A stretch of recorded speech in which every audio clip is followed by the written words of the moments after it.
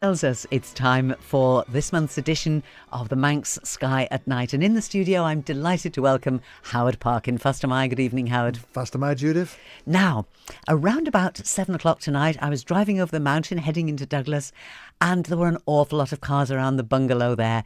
And you were up the top of the mountain, weren't you? I was indeed. I was in the nearest part of the Isle of Man to outer space. For the third time in the last 3 days. It's been unbelievable. Normally I go up to Snaefell once in a blue moon, and no pun intended there, but we had our Pie in the Sky events on Friday and Saturday, which we'll talk about a bit later perhaps, but we also had an event this evening. Laxey Church had a fundraiser at the top of Snaefell. We had a supper up there, we had a sing-song, we had all sorts of things going on. It really was great fun, and big thank you to Joe Dudley for suggesting it and organising it. We had a great time. The only thing was I especially arranged for NASA to fly the space station over just after 8:30 as we were leaving, but it was cloudy. So, and what a nice thought for you to arrange that, Howard. I arranged it specially. It took a lot of effort, you know. That was a lovely touch. Well, I did try, but...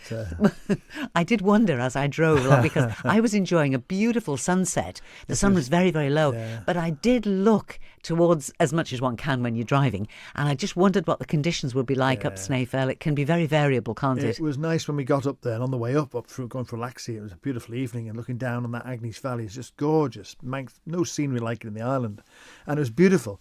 But as we got towards the summit, it sort of clouded over and started raining, and but we had a lovely meal. So to Dave and his team, thank you very much indeed, and to Joe for arranging it. It was a great opportunity, and it finished off what's been a very exciting weekend for us, and we've had some success watching different things, but it's nice to be back on the proper ground again. Well, I'm very glad that you were able to get up to the top of Snaefell and back down again in time for this. Now, Howard, doing this program, talking to you, is changing my life. I've got a sheaf. Look at this. Look at this. I've got a sheaf of papers here because since last we were in the studio together, every time I see a story, I think, oh, that's interesting. NASA and programs on the television about the planets, and I'm thinking, that's right. I must keep that cutting, must keep that article, must ask Howard about that. And so you see, this is what you're doing now. You finished off the program, the last program, by saying that very shortly, you actually said on the 3rd of August, they would be naming the NASA astronauts for the first commercial flights. And you made a prediction. You said that you were absolutely sure that Eric Bowe would be there. And of course he is. Yeah, he is indeed. Along with Chris Ferguson. And there's somebody else. There's another name on the list. Somebody that you've actually spent some time with. Yes, I spent some time with him when I was last on the cruise ship. We had this special celebration. I think I mentioned this last month or 2 months ago now. This particular cruise was a ship named the Orion, and they named it the Orion because a NASA astronaut was going to name it, and it's the new NASA manned spaceflight program, the NASA Orion project. And so a lot of NASA personnel were on the ship, including about 25 astronauts. I was just awestruck. You can imagine it's like being in a sweet shop for me. And one of them, the only one who's not flown, was a chap called Victor Glover. And they were pulling his leg a little bit about, oh, you haven't flown yet, you don't know what it's like and all the rest. Because between them, this lot had about 3,000 orbits of the Earth and sunsets. Phenomenal figures, just blew you away. But this guy hadn't done anything. And I likened him, and apologies if he hears this, I likened him to Tigger in Winnie the Pooh, because he was bouncing around. He was so enthusiastic. He was so full of glee and joy and everything else. And I said, Victor, he said, do you know when you're going to be flying next? Oh, but do you know when you're going to be flying for the first time? He says, I can't say, he says. Just like that, he said, but watch the news on the 3rd of August. So it was as much of a so clear... pleased. And I sent him an email when it was announced. I thought he won't remember who I am because he must meet hundreds of people. So I sent him an email, just congratulations. You may remember me. I was the lecturer on board the Viking Orion. And he sent me an email straight back. Of course I remember you. Really enjoyed your lectures. Thank you for your good wishes and really looking forward to the flight. And I thought, what a nice bloke. And he's the ninth one of the 9 who were named. There's 3 or 4 who are brand new flyers, rookie astronauts. But amongst the others, of course, is Eric Bowe, who's the commander of the first Boeing Starliner that's going to go. Actually, he's not the commander. Chris Ferguson's going to be the commander because Chris Ferguson now works for Boeing, but Eric Bowe still works for NASA. And he's been to the Isle of Man.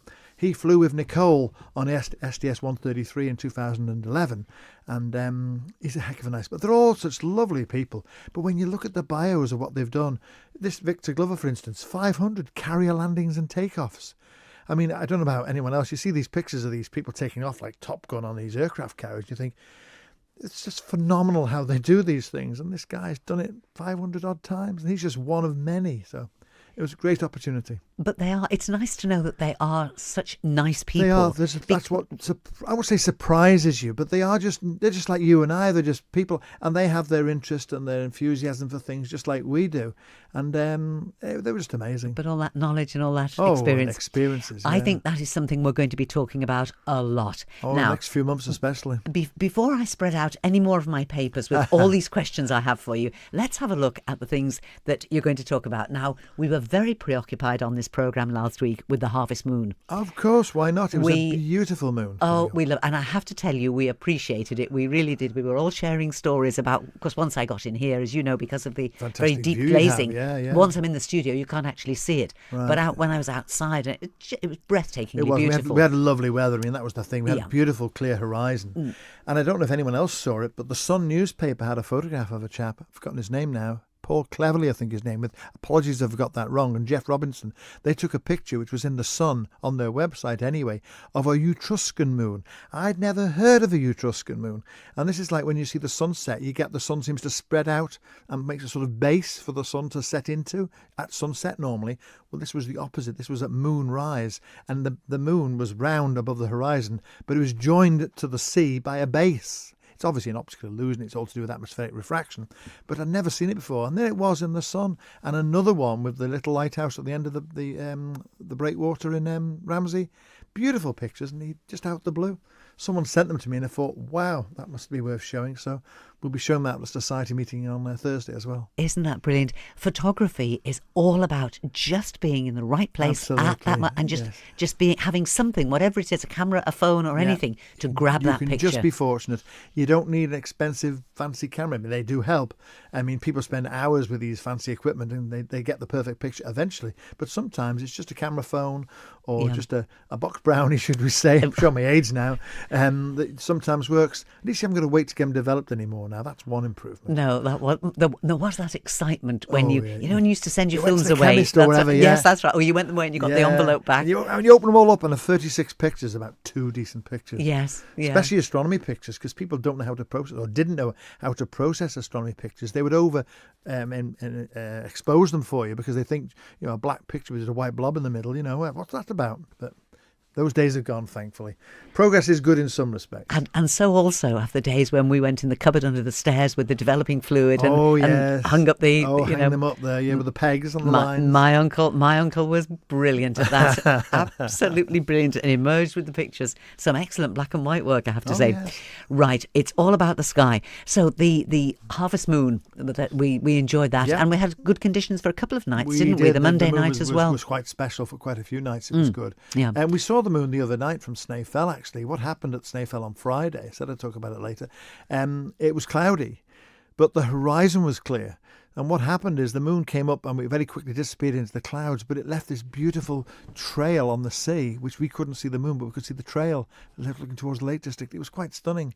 But you know what I saw through a telescope for the first time ever? I've never seen this through a telescope before, and I've seen lots of things through lots of telescopes. But we saw Blackpool Tower through the telescope, lit up. Different colours. It was wonderful. From the top of Snaefell, you can see the whole of Blackpool Tower. There you go. That is very special.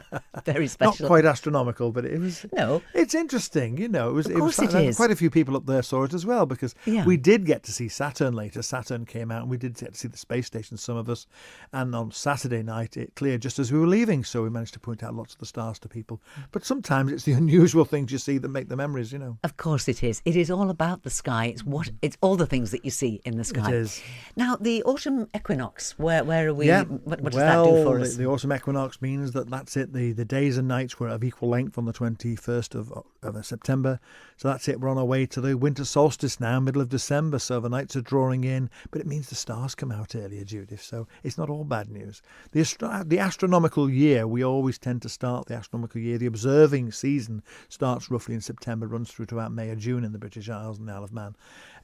So it's a great time for us. But what you see, and I was able to show this only last night at the top of Snaefell, was you've got the wonderful autumn stars, which are quite faint, but they're rich with mythology of Andromeda and Perseus and all this sort of stuff. But then just rising in the east, you can see the very bright star Capella, which is one of our bright winter stars. And in 3 months' time, the stars will look so different because there are so many bright stars in the winter. And it's almost like a little breather. You've had the summer, you've got 3 bright stars of the summer triangle, we call it, which you can still see quite clearly. Anybody who doesn't know anything about the stars on a clear night, just go outside, look almost straight up, and you'll see 3 stars that make up a triangle. That's the summer triangle. That denotes the summer. They rise about May in the east, and they slowly crack across the sky and disappear in about October time, October, November. And then after we have this breather when we have the faint but spectacular autumnal stars. And then, of course, you get Orion, the hunter, and his retinue of very bright stars. And it never ceases to amaze me. I was up the other morning about 5 o'clock, and I looked out the window, and there was Orion, front and centre, due south. Magnificent sight, and that's always a sure sign of the winter. So anyone who's up early in the morning to get a flight or whatever they're up for, first thing in the morning, just look towards the south, and if you can see the constellation Orion, you'll know winter's on the way. I loved the stories that you had about the mythology around some of the planets. In our last programme, you were talking about that. There's so much. I mean, it amazes me. I mean, I say that, I might have said this on air the other day, but people laugh and joke about the constellations and why they make up hunters and crabs and lions and bears. And then I'll say to people, well, what's the shape of Italy? What's the shape of Italy? Yeah, it's a boot. Yes. Well, how can it be a boot? It's a landmass in the middle of the sea. But we see it, our eyes see the shape as a boot. Quite clearly, yes. Therefore, we think of it as the boot of Italy. Yes. And Sicily is the football of Italy and all the rest. And we had a little rhyme at school, long-legged Italy kicked poor Sicily. That's it. And that was how I can't remember the next line. It was something about the sea, wasn't it? I don't know that one. Yes. But that is just as ridiculous as me saying it's a lion or a bear or a hunter in the sky. Yes. It's what the eye sees. It's what we're familiar with. We all have these rhymes and things we remember. And it's the same in astronomy. But some of the legends, of course, and I did this last month, I won't go over it again, but some of the legends, of course, have a hint of truth in them. There's something, an observational characteristic in the sky that they say, well, that must be so-and-so. And they make up these weird and wonderful stories.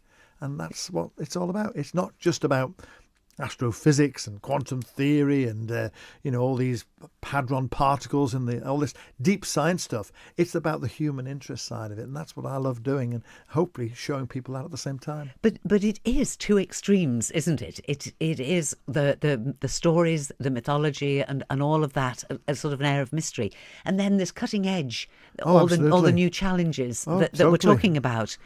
Commercial flights and all kinds of other things. The newspaper cuttings you've got here about this probe that's going to the sun. Well, this is send us this so is much something information else back. The Parkin solar probe. It's been launched now and it's on the way, and that's going to send us some fantastic.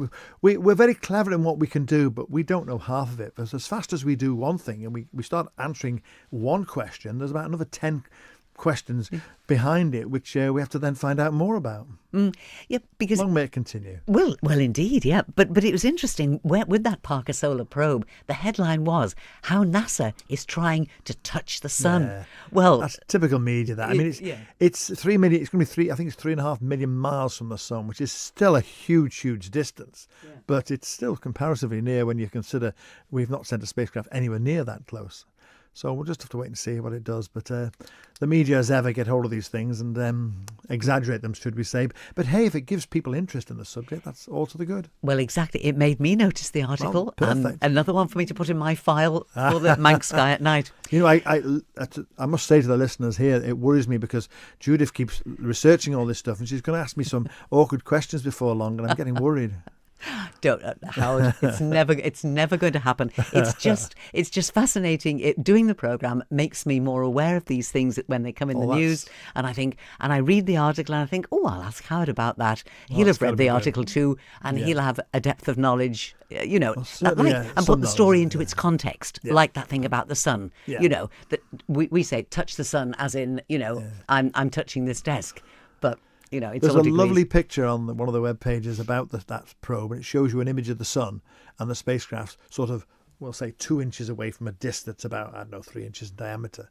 And that's what they're saying the probe on to scale is going to be like. It's nothing like that. If the sun was a 3-inch disk, it's going to be about 2 feet away, at least. Yes. But of course, if it sells a newspaper. But if it gets people talking about it, it's got to be and good. Thinking, and that's what I love to do. Yeah, and thinking about what might be achieved and what the purposes are. That's the thing. Well, I've been saying for years all this stuff about the coronal mass ejections, when the sun goes through a cycle and has a major eruptive event, they call them, a coronal mass ejection. It has been known to cause problems with electricity supply on the Earth. Power outages in Canada in 1967 is a famous one. And all this electronic stuff, we've got all these sat-nav systems and all these guidance systems. They are very susceptible to incoming solar radiation causing a problem. And it is a problem that could occur. And we could find that the internet gets fried one day. And, heaven help us. How are we going to play our games and use our iPhones and everything else? Or keep the boiler on. That's the worst thing. At least you can't have your boiler on because everything's got chips in it. It's getting personal then, isn't it? It certainly is. Never mind about my iPhone. Absolutely. I can do without that, but I've got to keep warm. I don't want to be going around the house with my woolly hat on. No, definitely not. Let's have a little bit of music. There's really only one song, absolutely, isn't there, that we could play? Let's have a little bit of Neil Young under that harvest moon. That's the one.